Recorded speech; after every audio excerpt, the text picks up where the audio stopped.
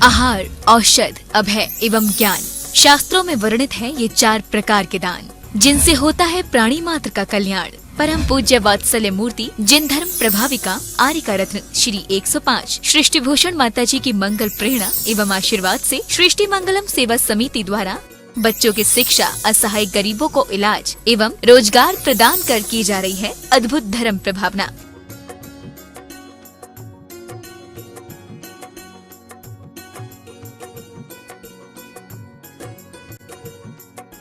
आप भी मानव सेवा के लिए अपनी चंचला लक्ष्मी का सदुपयोग करें।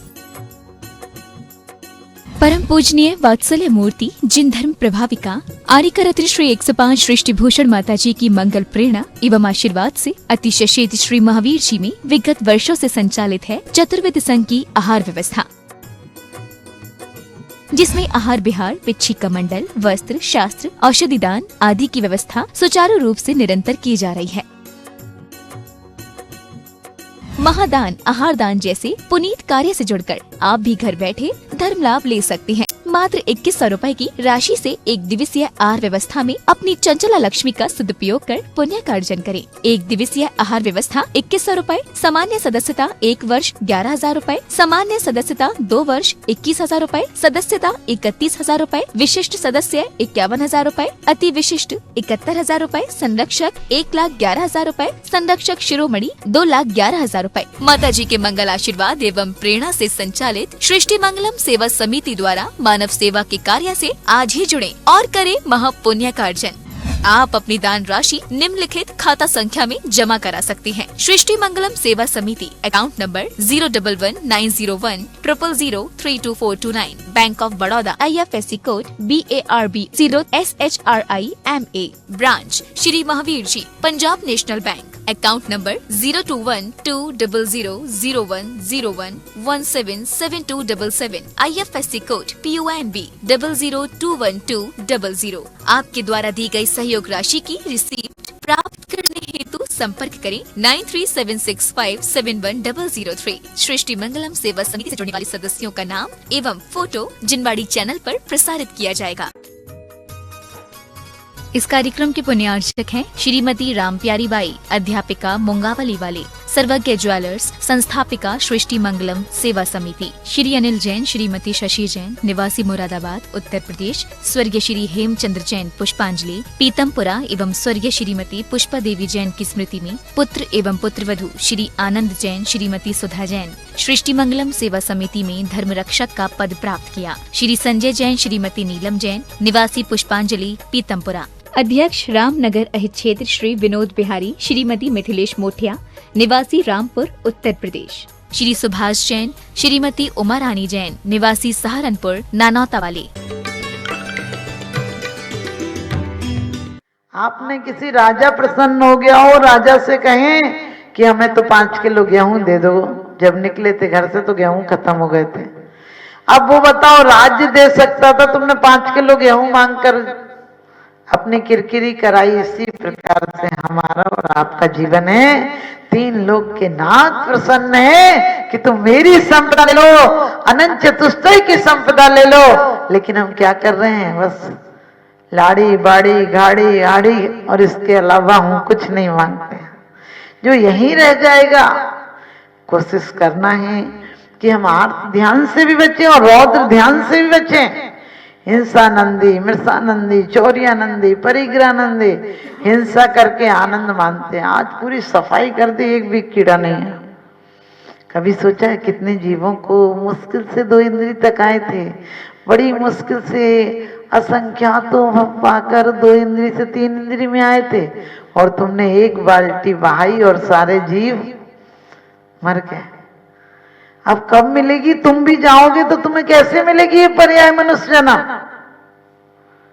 क्योंकि हिंसानंदी आराम से हिंसा में आनंद मानता है। ये चीज लगा लेना, सब खत्म हो जाएंगे। ये ऑल आउट चल गया, ये रॉकेट साक्षात शिकार है। ऑल आउट क्या है? हम लगा देते हैं, सब बेहोश हो जाएंगे, बेहोश हो जाते हैं, सुबह मरे मिलते हैं या उन्हें चींटियां खा जाते हैं। कम से कम विवेक रखो। झूठ, अप्रैल फूल मना रहे, किसी को चीज छुपा दी, मजा मत बताना रे, सोचो तुम्हें चोरी का पाप लग गया, झूठ बोलने का पाप लग गया। परिग्रानंदी 2 मकान थे, तीसरा हो गया, खुशी मना रहे। बहुत दिन से सोचा था ये हो जाए, आज हो गया।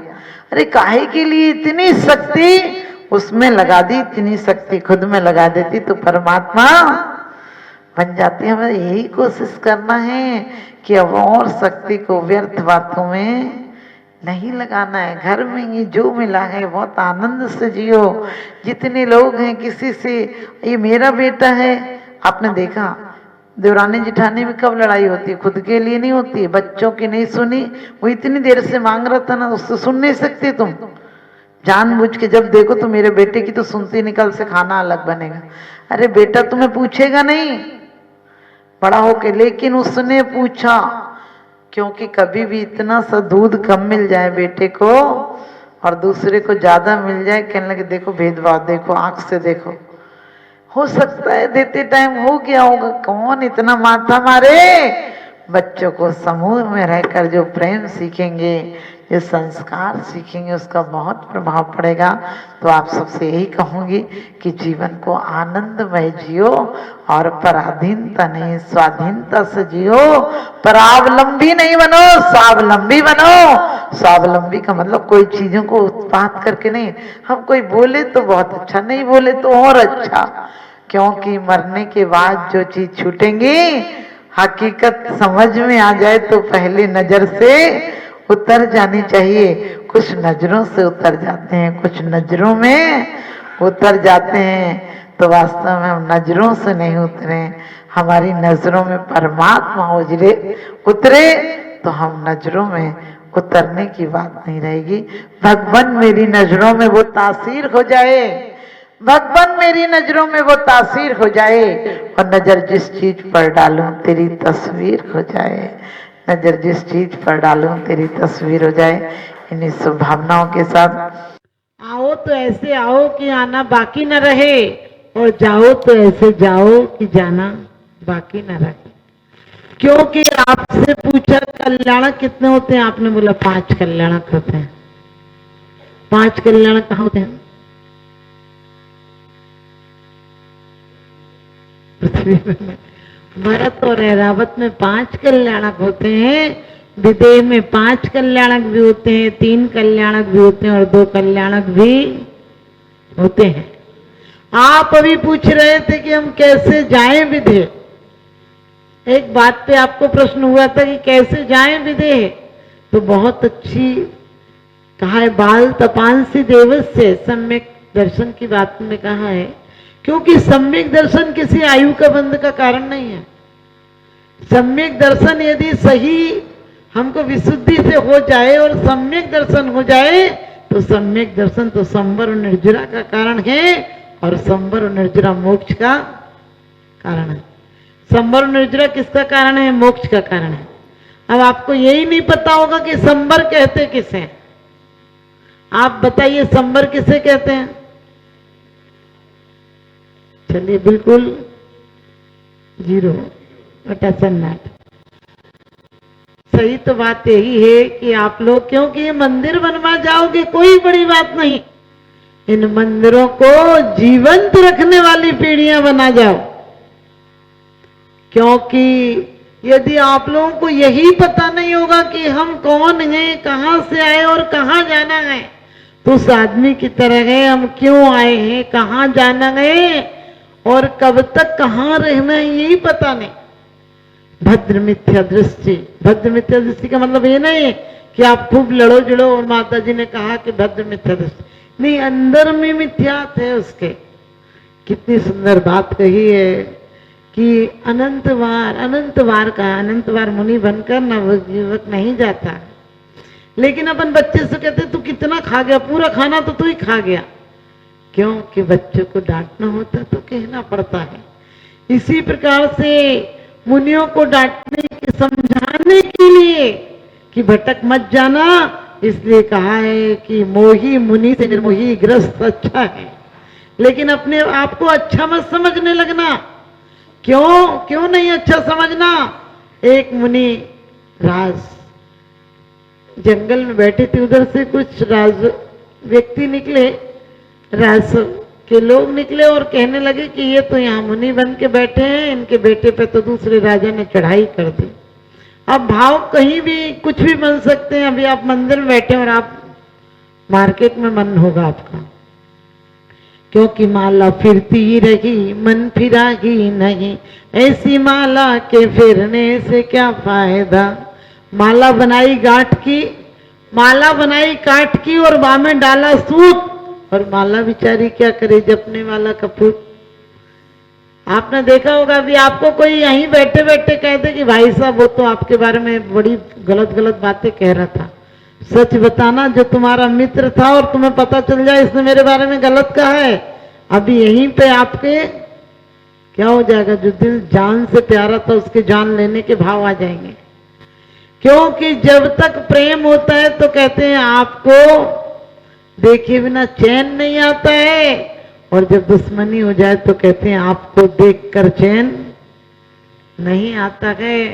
पहले कहते थे आपके बिना नहीं जिया जाता है, अब कहते हैं आपको जीते नहीं देखा जा सकता है। जिसको निहारते थे उसको फूटी आंखों देखना पसंद नहीं करते हैं। तो वैसे ही मुनिराज ने सुना तो भाव तो विचलित हो ही जाते हैं।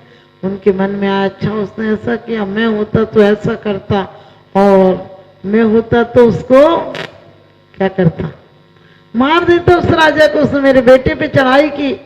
ऐसा विचार ही आ रहा था, अचानक सिर पर हाथ गया। कहाँ का मुकुट, कहाँ के राजा, कहाँ व्यक्ति, और वो व्यक्ति तो कहता हुआ, जो राज्य के लोग थे वो तो कहते हुए समूह शरण में चले गए, और समूह शरण में अपने आप शंका का समाधान हो जाता है। वहां शंका हुई कि वो मुनिराज जो बैठे थे वो कहाँ जाएंगे, तो वाणी में गिरा कि इस समय नरक में जाएंगे। जब लौटे तो फिर वही श्रावक कहते हुए चले गए मुनि होकर नरक जाएंगे। अचानक मुनिराज को ख्याल आया मुझे जाना नहीं, आना नहीं, सब जीव का परिवर्तन अपना होता है। मैं मुनि बन गया, मैंने विवेक पूर्वक छोड़ा है, मुझे क्या करना है। और एकाग्र हुए और वो 10 कदम नहीं गए इधर तो देव दुंदुभियां बजने लगी। मुड़ के देखा अरे ये तो मोक्ष भी चले गए, नहीं तो केवल ज्ञान भी हो गया। ध्यान रखना, भावना में भावना हो तो भावना बेकार है, और भावना में भाव हो तो भव से बेड़ा पार है। यहां पर आप लोग निरंतर, अभी तो क्या है, क्या करें माता जी क्या करें, तुम करना ही छोड़ दो। मूर्ख आदमी जो करेगा वो गलत ही करेगा। समझदार ईंट से मकान बना लेता है, और मूर्ख अपना सिर फोड़ेगा नहीं तो दूसरे का फोड़ेगा। वो मूर्ख के हाथ में ईंट इसी काम में आएगी कि झगड़ा करेगा या नहीं तो खुद को मिटाएगा। हमें भी और आपको भी वो शक्तियां मिली है, या तो इस शक्ति को परमात्मा बना दो, वरना पत्थर तो बनना ही है। क्योंकि आपने पढ़ा काले अनंतिनी गोद मजार भी तो ये केंद्रीय तन धार। आप लोग कई बार कहते हैं माता जी इस गुलाब का पुण्य है, इस गेंदा का पुण्य है। अरे क्या पुण्य है, वो तो एक इंद्रिय पर्याय है। लोग कहते कल्प वृक्ष काम धेनु बहुत पूज्य होती, लोग उसे मना नहीं करूंगी, लेकिन कल्प वृक्ष एक इंद्रिय है। कामधेनु त्रियंच की पर्याय तो है ना गाय, कामधेनु गाय बोलते। मैं ये नहीं कहूंगी, मैं किसी का कोई खंडन नहीं करती हूँ, लेकिन तुम स्वयं में कल्प वृक्ष और कामधेनु, क्योंकि भगवान की पूजा कल्प वृक्ष और कामधेनु से मांगने से मिलती है, यहाँ बिना मांगे मिलती है। तो ध्यान रखना, आप लोग यदि हमेशा ये भाव बनाओ अंदर से, बाहर से तो नहीं। बाहर से तो तुम बहुत अच्छी अच्छी बातें करते हो, बाहर से तुम जो बातें करते हो उन्हें कोई सुन ले तो लगता है आज ही मोक्ष जाएंगे। तो इतनी अच्छी बातें कर लेते हो, लेकिन वास्तव में अंदर में ये भाव आ जाए कि यदि मैं जीव हूं तो अनादिकाल से मैंने हर पर्याय प्राप्त किए। पुद्गल भी हूं, क्योंकि शरीर तो पुद्गल है, चेतना चली जाती है, शरीर आंखें होती हैं लेकिन देख नहीं पाते, इंद्रियां पूरी होती हैं लेकिन इंद्रियों की जो कहना चाहिए वायर, जो तार थी, जो शक्ति थी वो चली जाती है, चेतना तो इंद्रियां आंख रहते हुए देख नहीं पाते हैं, नाक होते हुए सूंघ नहीं पाते हैं, पैर होते हुए चल नहीं पाते हैं। और जो घर के लोग जिनके लिए घर बनाया था वो घर से निकालने की तैयारी करते हैं।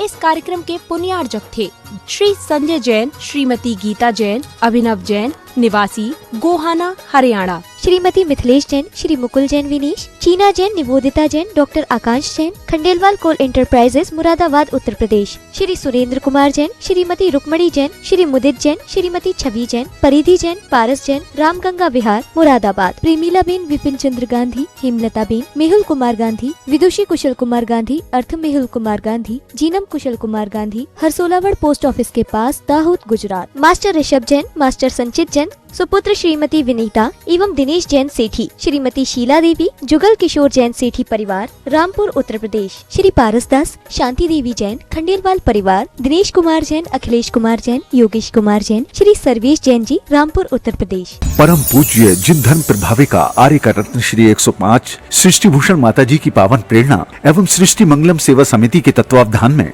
जहां कई स्थानों पर समाज सेवा और साधु संतों के आहार दान की व्यवस्था की जा रही है, तो वहीं मानव सेवा की श्रृंखला में पूज्य गुरुमा के निर्देशन में उत्तर प्रदेश की धर्मनगरी बरेली के गांव खनगावा श्याम में किया जा रहा है सृष्टि मंगलम गो आश्रय केंद्र का संचालन, जिसमें हो रहा है बेसहारा, निस्सहाय एवं वृद्ध गौवंशों का संरक्षण संवर्धन। आप भी जीव दया की इस पहल में अपना बहुमूल्य योगदान देकर गायों के संरक्षण में महत्वपूर्ण भूमिका निभा सकते हैं। आप अपनी दान राशि निम्नलिखित खाता संख्या में जमा करा सकते हैं। सृष्टि मंगलम सेवा समिति, Punjab national bank, account 0212 001011 77277, IFSC PUN B002120। आपके द्वारा दी गई सहयोग राशि पर 80G एवं 12A के आधार पर आयकर से छूट प्राप्त होगी। सहयोग राशि की रिसिप्ट प्राप्त करने हेतु 9376571001 पर संपर्क करें।